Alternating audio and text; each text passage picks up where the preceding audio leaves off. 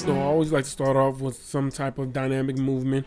As you can see right here, these are the seal jacks. I'll do a 10, 8, 6, 4, 2 count.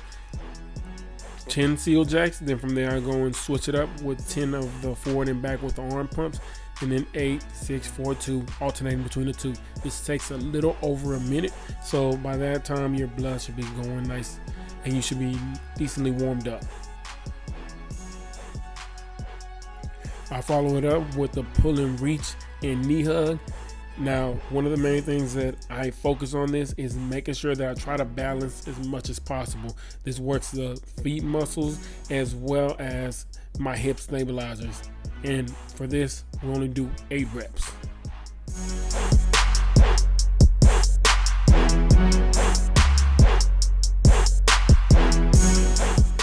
Right after, I do a squat mobility. The first thing I do, I get the hip hinge, and then from there I go side to side, working on the ankles. Then I open my thoracic spine so I can open my chest a little bit more. Then right back, activate my quads to get my hamstrings loose, side to side, and then all the way back up. So you can see from the side, I hinge. When I hinge, I go right into the squat. I'm not too concerned with the ankles, with the knees being over the toes. I really just want to make sure I get as deep as I can. Now the reps for this will be 4 reps.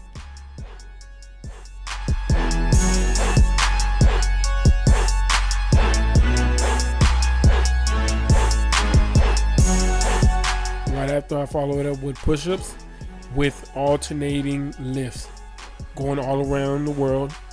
Left arm, right leg, left leg. Now this is great for the core as well as getting the chest fired up from the push-up. The biggest challenge here will be more stability. And what's that? Oh, subscribe. Oh, make sure you do that. If you haven't subscribed, go ahead and do that. The rep range here will be 6 great reps. All right, here we have the 90-90 rotation, which is not only great for the hips, but also the lower back. Now make sure that you go nice and slow and control the movement. Breathe every single time that you go from one side to the other. And the video is sped up, so I'm really going slow. The rep range here is 6 reps. All right, now we're following that up with the glute bridge with a 5-second hold. Make sure that you tighten your glutes as much as you can. We'll go down and up for 5 reps. So nice and slow. This is just sped up a little bit. Then we got the glute bridge marches. Now the marches is going to be a total of 10 reps. Make sure that the butt is bridged up as well. Don't let the hip drop from side to side.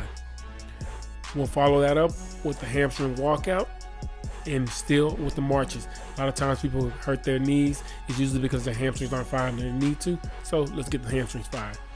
From there, we'll follow it up with the lateral hip abduction, going forward and back, 8 reps. All right, while staying with the hips, now we're going with the hip flexor, which a lot of people feel like it's tight, but it also tends to be very weak and inactive.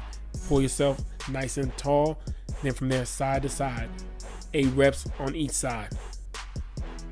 Follow it up with some heel walks. Make sure that your shins are fired up, going forward and back with the legs straight. Then we'll follow it up with the knees bent. The same concept, going forward and back as well.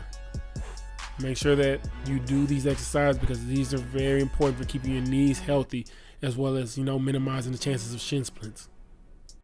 Of course, after we do the front of it, we're going to do the back of it. Now we're doing the calf raise with rock back for the shin action and then all the way to the top of the toes, tiptoes.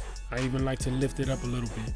We'll follow it up with single leg heel to toe walks. Nice and controlled, forcing the leg down. Pull it, try to get all the way to your tiptoes. Not like I did right there, but more like I'm doing right here. Now, of course, I also want to loosen up my toes, make sure that they're not too tight. And this is one of my favorite exercises that not only does the toes, but does the hip flexor as well. Make sure I tighten my glute, just a nice little hold. And I'll do 5 to 10 reps of these, depending on how tight I am. And I finish it up with a dynamic movement before I go into my speed drills or whatever movement I'm going to do that day, whether it be lifting. I like to make this dynamic, go into it, and then rotate into it. And I'll do 6 of these reps.